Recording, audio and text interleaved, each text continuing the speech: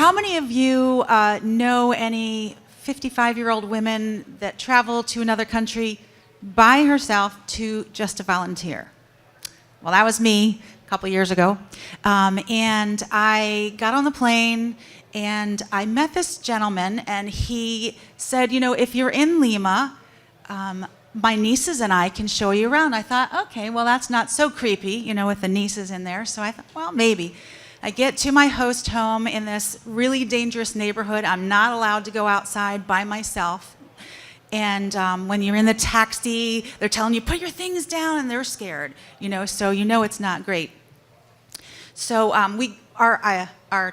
what we were going to do while we were there is go out and interview entrepreneurs and see how they were pooling their savings, and they were then each borrowing it from the pot, and then maybe starting a market stall or starting another business or expanding a business. So I was super excited to document this with photographs and with interviews. So I go out there with my trusty little tape recorder, and I'm talking to all these people. It is so interesting. We're going to all kinds of cool places. We go to the market, get up in this unfinished building so we can get a nice overhead shot. I mean, it's just really, really cool. We get back to the host home and find out somehow I have not used the tape recorder exactly correctly. We have lost every single interview. All you hear is, thank you. Yeah. So then, and my bank card wouldn't work, so I couldn't get any money. So this is a very difficult trip for me, and I'm thinking, what was I thinking going here? And then, so then somehow, okay, how many people here have ever gone to a foreign country besides you and eaten something that didn't agree with you? Well, that was LA. Okay, well, it can happen anywhere. So that's what happened to me. And you know, if this has happened to you, you know that you spend a lot of time in that really small room in that house. So there I was on the throne because it really couldn't leave it. And they had all gone out to try to retape the interviews, and they had left one person there kind of to babysit the foreigner. And so I'm on the throne, and I hear all these dogs barking. I'm like, what are they all barking about? And then the throne starts to shake, and then it starts to really shake. I'm thinking, what is happening? And I hear, Cindy, está bien. And I'm thinking, no, I'm not okay, because I've never had the training for how to go to a foreign country, sit on a throne, have the dogs barking, and have it be an earthquake. And you're failing at everything else.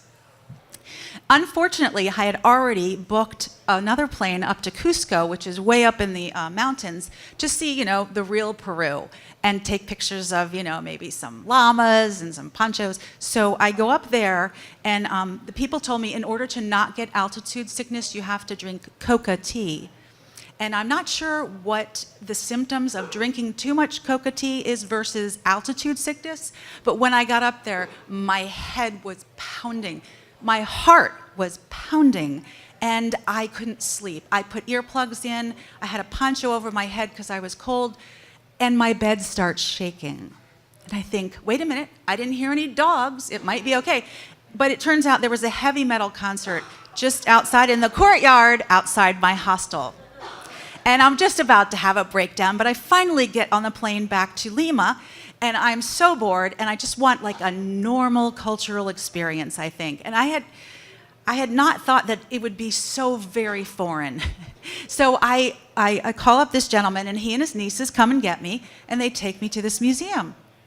And they're taking me around, and it's really beautiful artifacts, and he's pointing to things, and he's going, Las personas de otros planetos. I'm thinking, the people from the other planets, aliens. And I'm looking at the nieces. They're not rolling their eyes. And I look, and sure enough, on the plaque, it says, Las personas de otros planetos. I think, okay. Then they take me into this other small part of the museum, and I'm looking at the figurines, and I'm realizing they have something in common. Every single one is engaged in what you would call a very adult activity.